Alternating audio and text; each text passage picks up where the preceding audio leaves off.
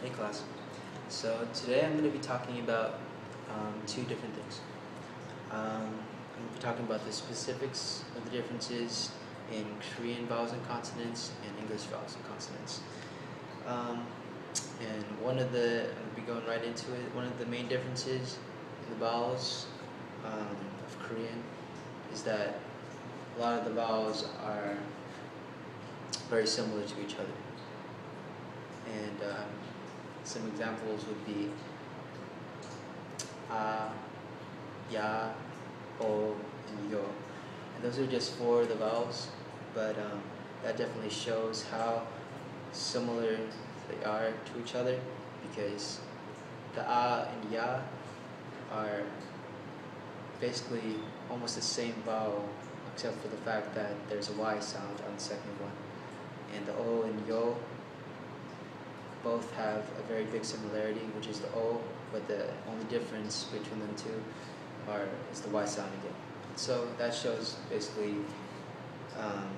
how the Korean vowels worked, and the difference of Korean vowels compared to English is the fact that English vowels are all have their own distinctive sound.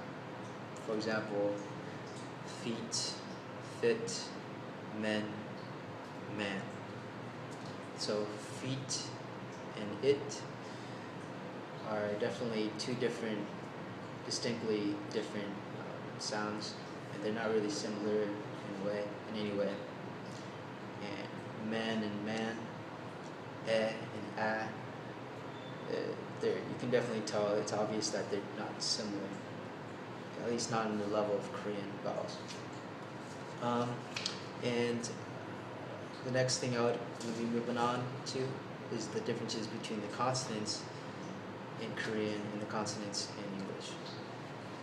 The consonants are actually one of the main factors that play into the fact of why it is so hard for Koreans to learn English nowadays. And one of the main factors in the consonants of Korean is that some of the words have two sounds in them, but the two sounds are still one consonant. Rather than in English, if there's two different sounds, there'd be two different consonants. And one example is the of the Korean consonants. And as you can tell, it's kind of like a hybrid of R and L. And many Koreans have a very hard time distinguishing those two, because the consonants basically distinguish R and L sounds. They're not really like connected into one consonant. And another factor that can play into why it's so hard for Koreans to learn English is the fact that consonants in Korean don't really have a single like sound as in the consonants in English. While the consonants in English go like p, t, d, and just have like a brief sound, consonants in Korean would be like kiuk, diuk, biuk, stuff like that. So it would have like a up at the end of it, and like it wouldn't just be boom, you know? And those are basically what I wanted to cover on the differences between vowels and consonants. So basically moving on to my next point, the history of Korean and the upbringing of the language. So Korean was actually based upon the Chinese language when it first started out, and there are actually different time periods of the different dialects and forms of Korean that were shown, and they went in categories of Old Korean, Middle Korean, and Modern Korean. So Old Korean was basically a time when the Koreans were just trying to start their own language, but didn't really have that much to go off of. So they really went off the Chinese, and they took a lot of the Chinese stenographic words, and a lot of the concepts that the Chinese had, they adopted. And so they didn't really have their own language in a sense, but they were getting somewhere. So that was the beginning of their language. In the middle Korean age was when they truly started growing and started their own language system. And one of the evident events was the fact that the Korean alphabet named Hangul was invented in 1443 to 1444. And that definitely was a step towards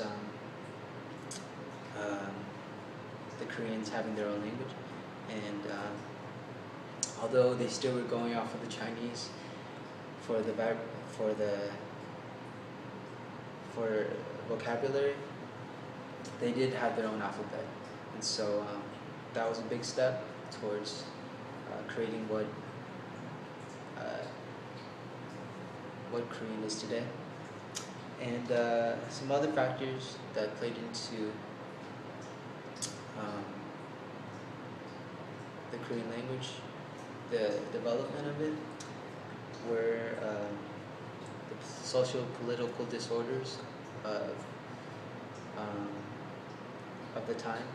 And one of the major events that the social and political disorders were evident was the 7-Year War with the Japanese. And that was a war where, although it was a conflict and definitely was not a good thing, it was a time when they did take in some of the culture of the Japanese and did learn something from them. And from that, they did adopt some of the cultures or some of the concepts of the Japanese language into the Korean language. And that was in 1592. The next one was the popularization of vernacular literature, the contact with foreign languages, and the importation of Western culture.